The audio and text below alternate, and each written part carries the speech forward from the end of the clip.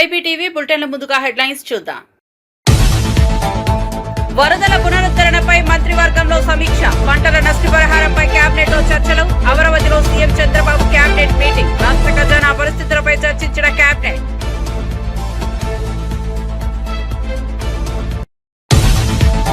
ఉపరాష్ట్రపతి నామినేషన్ దాఖలు చేసిన ఇండియా, ఢిల్లీలో P Sudarshan Reddy nomination filing, India కూటమి వర్గాల్లో ఉత్కంఠ వాతావరణం, ఉపరాష్ట్రపతి అభ్యర్థిగా సుదర్శన్ రెడ్డి ఎంపిక.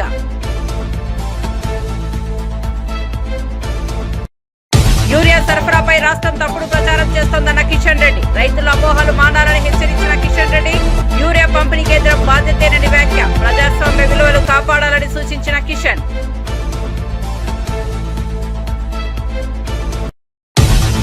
తిరుమలలో శ్రీవారిని దర్శించుకున్న నాగ చైతన్య శోభిత దంపతులు, ప్రత్యేక ఏర్పాట్లతో స్వామివారి ఆశీస్సులు అందుకున్న త్రివిక్రమ్, భక్తి ఆధ్యాత్మికతతో శ్రీవారిని దర్శించిన సినీ ప్రముఖులు.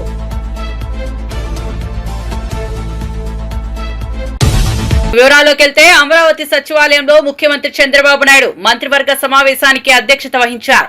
ఈ సమావేశంలో వరదల కారణంగా నష్టపోయిన ప్రాంతాల పునరుద్ధరణ, రైతులకు తక్షణ సాయం, పంటల నష్టపరిహారం వంటి అంశాలు ప్రధానంగా చర్చకు వచ్చాయి. అదనంగా విద్య, ఆరోగ్యం, పరిశ్రమల విస్తరణ, సంక్షేమ పథకాల అమలు పరిస్థితులు సమీక్షించబడ్డాయి.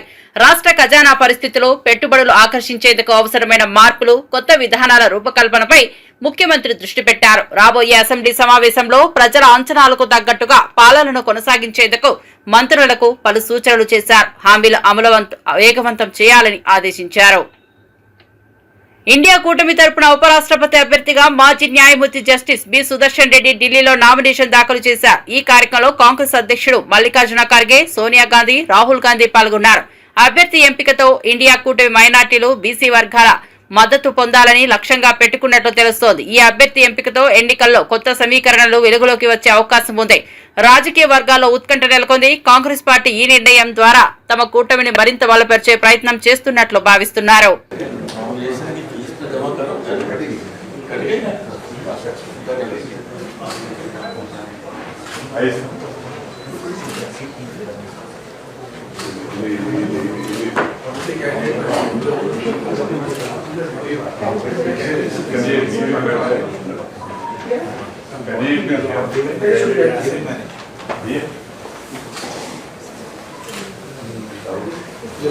राहुल जी का आपके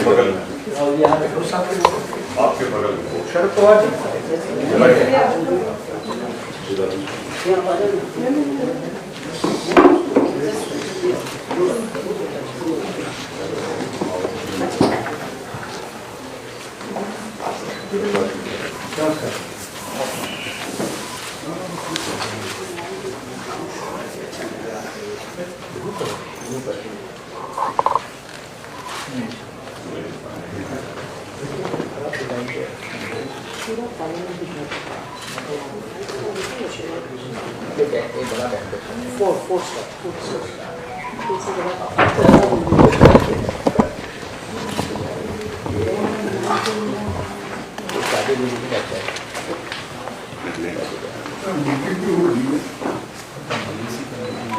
यही होगा।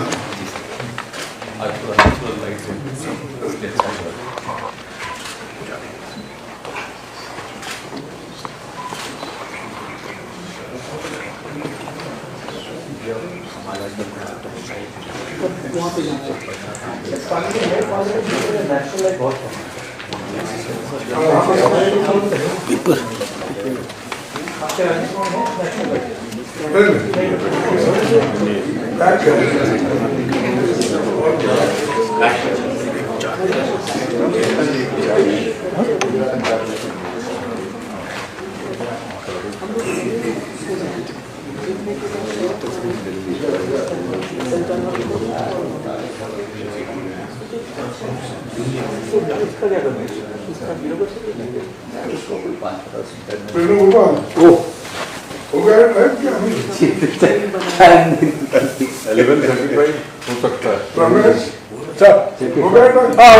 शुरू मारना सर देखते हैं आप पूछना ना नहीं तो मेरे को बोलेंगे ऐसे टाइम पे शुरू मार दो నేరారోపణల కింద జైలుకు వెళ్లిన ప్రజాప్రతినిధులు పదవులకు రాజీనామా చేయాలని కేంద్ర మంత్రి కిషన్ రెడ్డి విజ్ఞప్తి చేశారు. కొందరి చర్యల వల్ల ప్రజాస్వామ్య వ్యవస్థలు చులకన అవుతున్నాయని ఆందోళన వ్యక్తం చేశారు. అధికారంలో ఉండి జైలులోనే పాలన చేయడం ప్రజాస్వామ్యానికి హాని చేస్తోందని అన్నారు. ఢిల్లీ మాజీ సీఎం కేజ్రీవాల్ జైల్లో ఉండి రివ్యూ మీటింగ్లు నిర్వహించిన ఉదాహరణను ప్రస్తావించారు. ప్రజాప్రతినిధులు నైతిక విలువలను కాపాడుతూ వ్యవహరించాల్సిన అవసరాన్ని గుర్తు చేశారు. ప్రజల్లో విశ్వాసాన్ని నిలుపుకోవాలంటే ప్రజాస్వామ్య స్ఫూర్తికి అనుగుణంగా వ్యవహరించాలన్నారు. జైల్లో నుంచే పరిపాలన చేస్తారన్న విషయం తెలియదు. అధికారం కోసం సిగ్గు విడిచి దిగజారి రాజకీయాలు చేస్తారని వారికి తెలియదు. బాధ్యతలో ఉన్నటువంటి వాళ్ళు ఎవరైనా నేరారోపణం కింద జైలుకి వెళితే వాళ్ళు రాజీనామా చేయాలి. ప్రభుత్వం పోదు, ఆ పార్టీ ఇంకోరిని ఎన్నుకోవచ్చు, జార్ఖండ్ లాగా. అంతే తప్ప వ్యక్తుల కోసం వ్యవస్థను దిగదార్చే విధంగా, ప్రజలలో నవ్వుల పాలయ్యే విధంగా ఈరోజు కొంతమంది వ్యక్తులు అధికారాన్ని విడిచిపెట్టకుండా జైల్లో ఉండి పరిపాలన చేస్తున్నటువంటి విషయాలను మనం చూస్తా ఉన్నాము. ఢిల్లీ ముఖ్యమంత్రి అరవింద్ కేజ్రీవాల్ 6 నెలలకు పైగా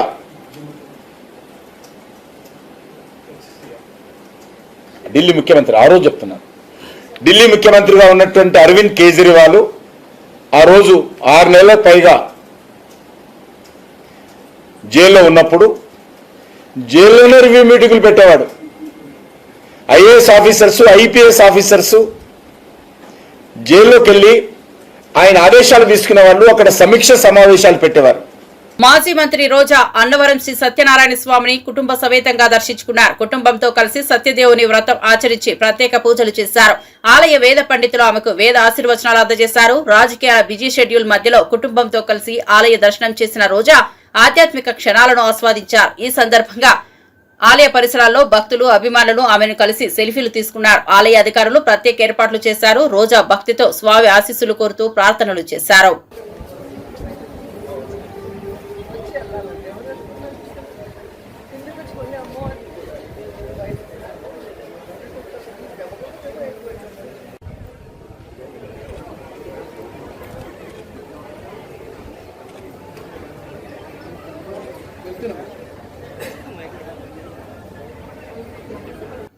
మదనపల్లి వైఎస్ఆర్సీపీ సమన్వయకర్త నిస్సార్ అహ్మద్ మాట్లాడుతూ ప్రజలు మళ్లీ జగన్ను ముఖ్యమంత్రిగా చూడాలని కోరుకుంటున్నారని అన్నారు. చంద్రబాబు హామీలు అమలు చేయడం మోసం చేశారని విమర్శించారు. వైఎస్ఆర్సీపీ ఆధ్వర్యంలో నిర్వహిస్తున్న బాబు షూరిటీ మోసం గ్యారంటీ కార్యక్రమం విజయవంతమవుతోందని తెలిపారు.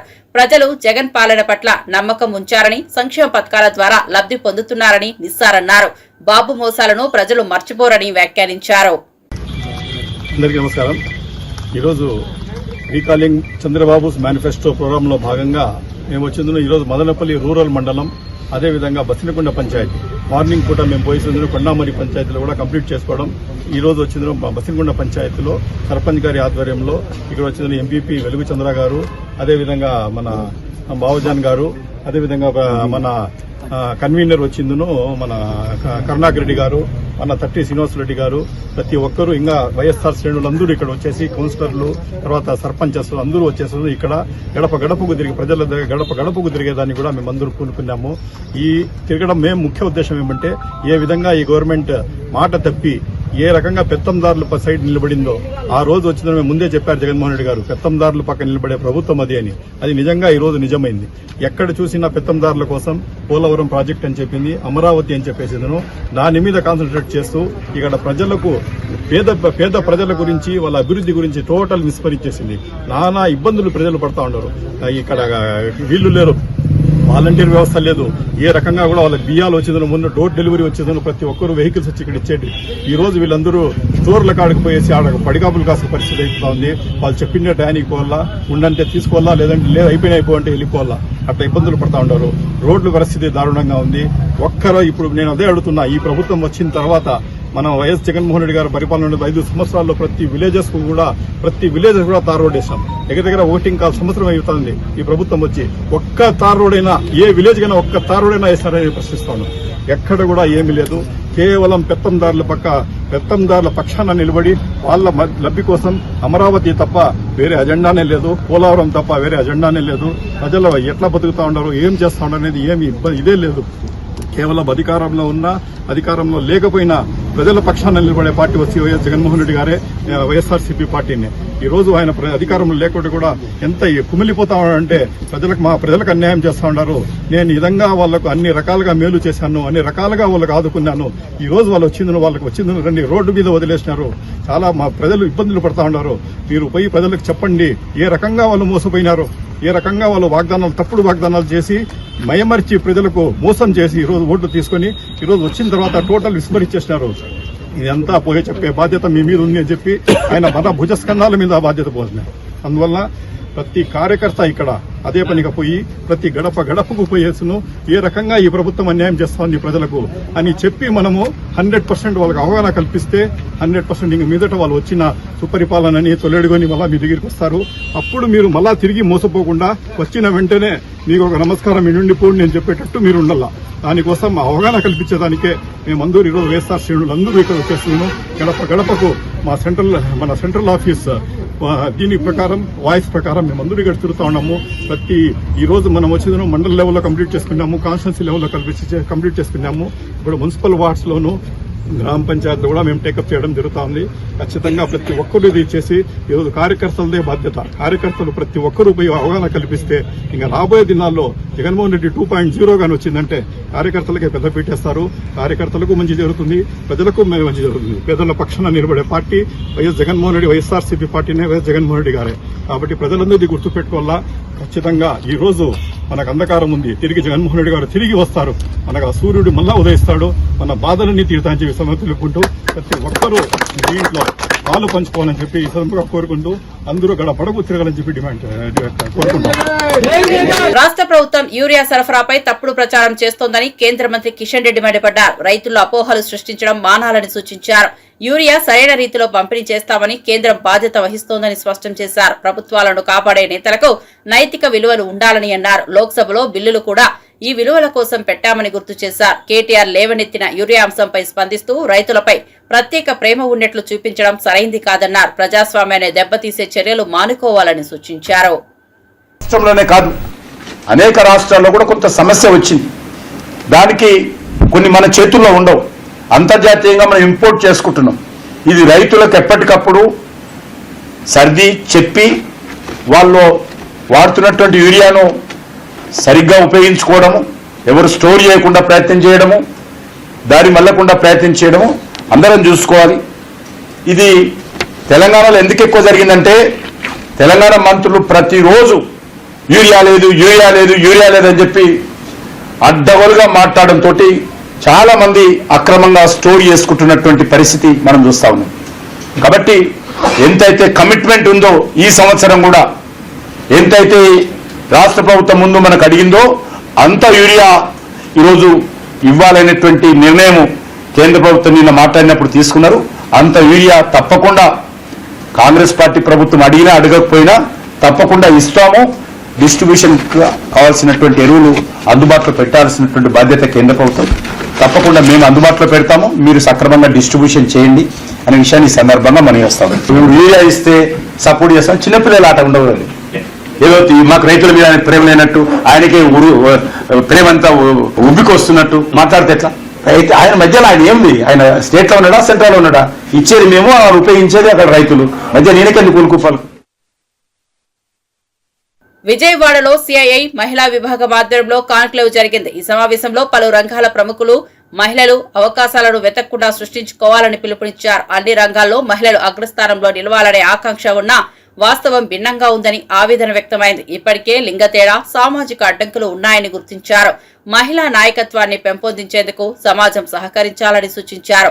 సమావేశంలో మహిళా శక్తి ఆవిష్కరణ, సమాజంలో మార్పులపై చర్చలు జరిగాయి. Given an opportunity, ladies will make their own impact. But now these are the days, opportunities, అవకాశాల కోసం వెతకడం కాకుండా మన చుట్టూ ఉన్నటువంటి అవకాశాలని అంతిపుచ్చుకొని మనమే ఒక అవకాశాన్ని క్రియేట్ చేసుకోవాలి. ఈ సాంకేతిక ఆధునిక కాలంలో ఖచ్చితంగా ఇప్పుడు ఉన్నటువంటి సోషల్ మీడియాలో ఆ అవకాశాలు మెండుగా ఉన్నాయి. మనకు ఉన్నటువంటి అవకాశాలని మనం అందిపుచ్చుకొని మన ఓన్ ఇంపాక్ట్ మనం వేస్తే సమాజంలో అవకాశాలకి కొదువ లేదు అని చెప్పేటటువంటి ఈ రోజుల్లో లీడర్షిప్కి ప్రాధాన్యం ఇస్తే ఇంకా బాగుంటుంది. ఆ లీడర్షిప్ని మనలో మనం వెతుక్కోవాలి. మన బలంని ఇంకా శక్తివంతం చేసుకోవాలి. We have to strengthen our strengths. బలహీనతల్ని ఇంకా పరచాలి అంటే we have to weaken our weaknesses. అలా చేస్తే ఖచ్చితంగా లేడీస్ విల్ మేక్ వండర్స్.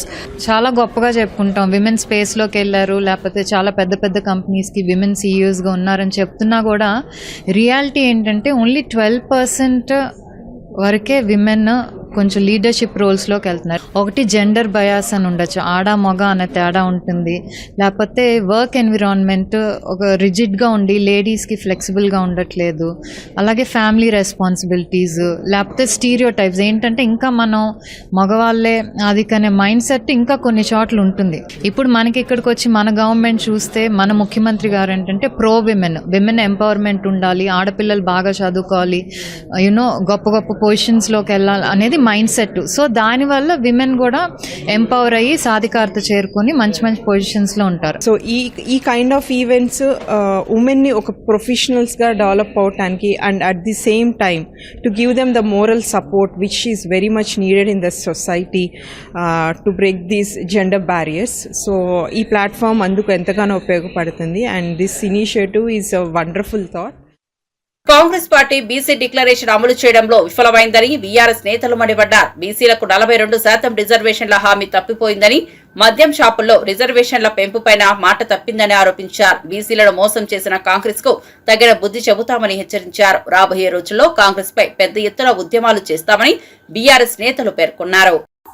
ఈరోజు కాంగ్రెస్ పార్టీ కామారెడ్డి డిక్లరేషన్ పేరు మీద దాదాపు 130 కులాలకు వివిధ రకాల హామీలను ఇచ్చి ఈరోజు వాళ్ళని ఓటుగా వేసుకొని ఓడదాటి దాకా ఓడమల్లయ్య, ఓడదాటినంత బోడమల్లయ్య అనే చందంగా ఈరోజు కాంగ్రెస్ పార్టీ యొక్క వ్యవహారతీరు కనిపిస్తుంది.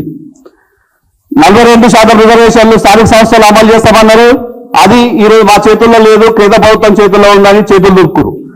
కానీ మీ చేతుల్లో ఉన్నటువంటి కాంట్రాక్టుల్లో, ప్రభుత్వ కాంట్రాక్టుల్లో 42% రిజర్వేషన్లు ఇస్తారన్నారు. మరి అది ఎందుకు? అది జియో తీస్తే సరిపోతుంది కదా, అది తీయట్లేదు. ఈరోజు ముఖ్యంగా గౌడ కమ్యూనిటీకి సంబంధించినటువంటి వైన్ షాపుల్లో, బార్ షాపుల్లో బీఆర్ఎస్ పార్టీ ఇచ్చిన 15% కాదు, మేము 25% ఇస్తామని చెప్పారు.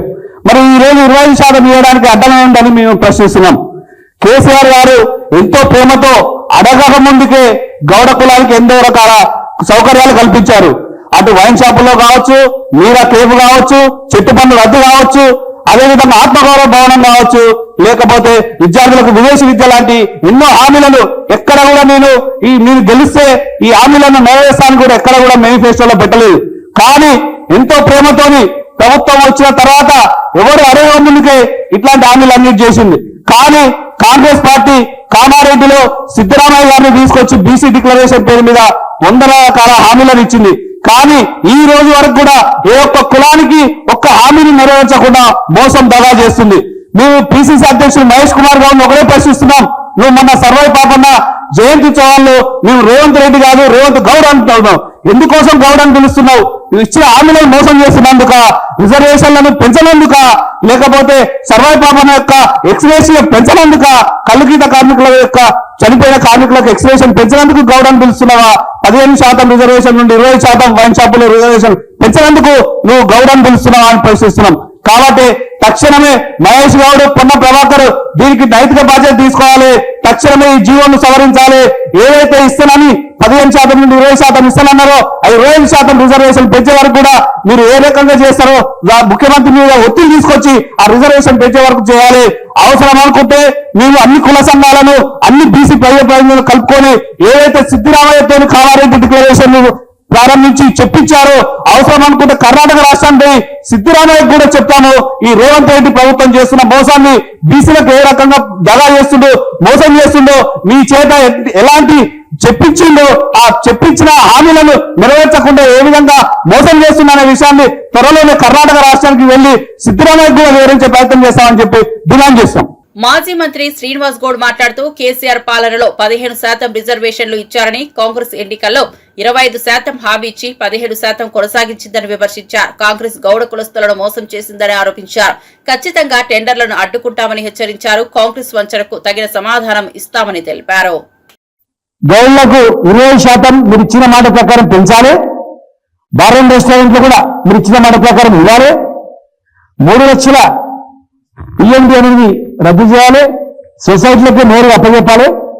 ఆ సొసైటీలకి మిగతా ఇష్యూస్ మీరు ఎందుకు చేస్తారో ప్రజలకు తెలుసు. వీళ్ళు బాగుపడద్దు, ఆర్థికంగా బాగుపడద్దు, మా మీదనే ఆధారపడాలి, మమ్మల్ని అడుక్కుంటూ ఉండాలి, బిచ్చవాళ్ళ మాదిరిగా ఉండాలి అనేటువంటి ఆలోచనతో వీళ్ళు ఎదిగితే ఎక్కడ మాకు పోటీ వస్తారనేటువంటి కుట్రతో ఉన్న దుకాణాలు బంద్ చేయాలని చెప్పి ప్లాన్ చేసింది. మీ తరం కాదు, మీ వల్ల కాదని తెలిసింది. ఎందుకంటే మేము చెప్పినాం దుకాణాలు బంద్ చేసి మిమ్మల్ని దింపుతా మీ ప్రభుత్వాన్ని కూడా ఆ రోజు చెప్పినాం. మేము నిజంగా ఈ సవాల్ స్వీకరించితే మీరు బంద్ చేసి చూస్తుండ్రు, దుకాణాలు రద్దు చేస్తుండ్రు, నిషేధం చేయాలని చూసిండ్రు, చేయలేకపోయిండ్రు. ఇవాళ కూడా మీరు ఏదో పాపన విగ్రహం మేము పెట్టాం అనుకున్నారు. ప్రజలు పాపన్న గారి స్థలం ఎవరు ఆయంలో కేటాయించిండ్రు, సరే మీరు ఇచ్చిండ్రు, మాకు సంతోషమే, దాన్ని మేము కాదనం. కానీ దాన్ని సాగు చేసుకొని ఇవన్నీ ఇవ్వకుండా తాత్సారం చేసి ఇది ఇవ్వకుండా మోసం చేస్తే ఎట్టిపస్తే ఊరుకోం.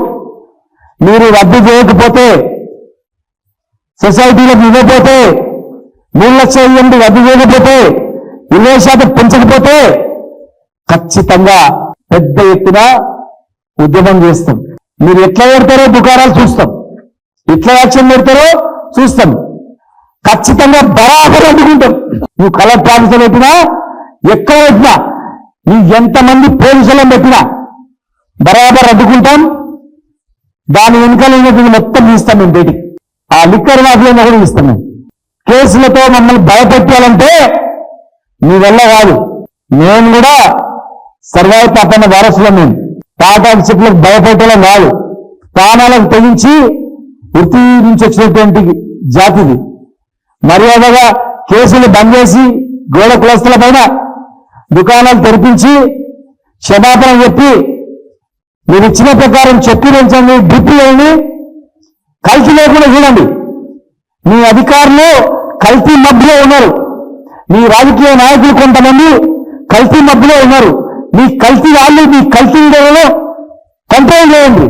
మీ కల్తీదారులను కంట్రోల్ చేయకుండా కల్తీపై కళ్ళు విశ్లేస్తామంటే ఊరుకోని చెప్తున్నా, ఎట్టి పరిస్థితుల్లో ఊరుకోం. మేము అల్లా తప్పలో వాళ్ళు ఖచ్చితంగా బరాబర్ చెప్పింది చేసి చూపిస్తాం. ప్రాణాలకు సైతం లెక్క చేయకుండా తెలంగాణ ఉద్యమంలో పాల్గొనేటువంటి జాతులు ఇవన్నీ. ఉప ముఖ్యమంత్రిగా ఉన్నప్పుడు పవన్ కళ్యాణ్ సినిమా ప్రమోషన్స్ చేస్తూ అధికార దుర్వినియోగం చేశారంటూ మాజీ ఐఏఎస్ విజయ్ కుమార్ కేసు పెట్టడాన్ని గుంటూరు జిల్లా జనసేన అధ్యక్షుడు గాదె వెంకటేశ్వరరావు తప్పుపట్టారు. జగన్ అధికార దుర్వినియోగానికి సహకరించిన విజయ్ కుమార్ ఇప్పుడు పవన్ పై కేసులు పెట్టడం విడ్డూరంగా ఉందన్నారు. తాడేపల్లి స్క్రిప్ట్ ప్రకారమే మాట్లాడుతున్నారని మండిపడ్డారు. తిరుగుదాన్లు అనే కాన్సెప్ట్ తెర మీద తీసుకొచ్చినాడు నువ్వు కదా. నువ్వు ఇవాళ రాజకీయ అవతారం ఎత్తావు, మళ్ళా నువ్వు వచ్చి వాళ్ళు నీతులు చెప్తావా? హైకోర్టులో వేసిన పిటిషన్ లో కూడా నువ్వేదో సత్యసంధుల్లాగా చెప్పుకొచ్చావు. వాలంటీర్లను పెట్టి ఆ వాలంటీర్ల ద్వారా సాక్షి పేపర్ ని కొనిపించేటటువంటి విధానం తీసుకొచ్చి కొన్ని 100 కోట్ల ప్రభుత్వం సొమ్ముని సాక్షి పేపర్ కి పంపించినప్పుడు ఉద్యోగం చేస్తున్నావు కదా, కనపడదు మరి? అదిరా బాబు దుర్వినియోగం అంటే. కానీ వాళ్ళ రాజకీయ నాయకుడు అన్నమాట రాజకీయం వేరు, ఆయన బ్రతుకు తెరువు వేరు. ఆయన బ్రతకాలంటే ఏదో ఒకటి చేసుకోవాలి. ఆ విషయం తెలిసిన వ్యక్తి కనుకనే సినిమాలు చేస్తున్నాడు. కానీ ఒక ఐఏఎస్ గా ఏ రకంగా చేసావో నాకైతే అర్థం కావట్లా. కెలుక్కున్నావు నువ్వు. సిద్ధంగా ఉండు విజయ్ కుమార్, ఎంక్వైరీలు జరుగుతాయి. నువ్వు కూడా కోర్టు మెట్లు ఎక్కక తప్పదు, కేసులు ఫేస్ చేయక తప్పదు. ఎందుకంటే ఏ రకంగా నువ్వు నీ పక్కన ఉన్నటువంటి 6 రోజులు ఉన్నటువంటి ధనంజయ రెడ్డి సంథింగ్ ఉన్నారు, మీరందరూ కూడా కలిసి ఏ రకంగా అవినీతి చేశారో వస్తుంది, త్వరలోనే వస్తుంది. ఎందుకు తొందరపడతావు? తిరుమలలో అక్కినేని నాగచైతన్య శోభిత దంపతులు దర్శకుడు త్రివిక్రమ్ శ్రీవారిని దర్శించుకున్నారు. ఆలయ అధికారులు ప్రత్యేక ఏర్పాట్లు చేశారు. భక్తి ఆధ్యాత్మికతతో స్వామివారి ఆశీస్సులు అందుకున్నారు.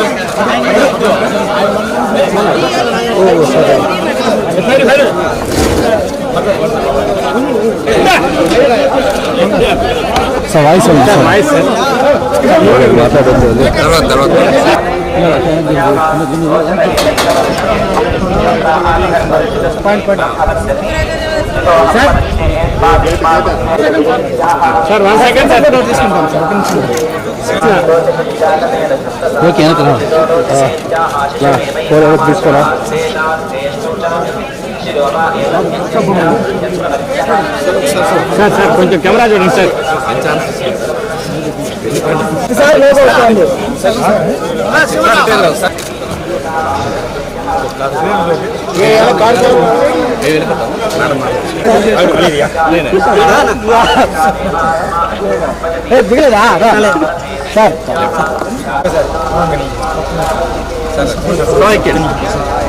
శ్రీ సత్యసాయి జిల్లా పుట్టపర్తిలో కెనరా బ్యాంక్ ఆధ్వర్యంలో గ్రామీణ స్వయం ఉపాధి శిక్షణ సంస్థను కలెక్టర్ చేతన ప్రారంభించారు. గ్రామీణ యువతకు ఉపాధి అవకాశాలు శిక్షణ అందించనుంది.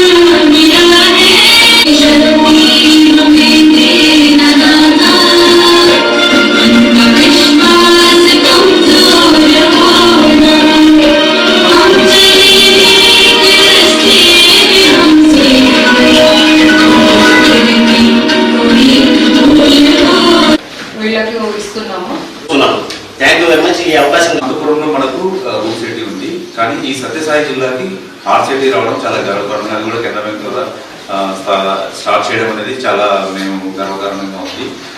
ముఖ్య ఉద్దేశం ప్రతి ఒక్కరికి ఈ శిక్షణ అనేది ఆయా రంగాల్లో మనకు ఉన్నటువంటి అజెండా ప్రకారం ఏవైతే శిక్షణ తరగతులు ఉన్నాయో వారందరూ కూడా శిక్షణ పొంది వారి వారి స్వశక్తితో నిలబడి ఇంకా 10 మందికి ఉపాధి కలిగించడమే ఈ ఆర్సిటీ యొక్క ముఖ్య ఉద్దేశం. మనం గమనించినటువంటి అయితే నిన్ననే విశేషాలు చూస్తూనే ఉండండి IBTV.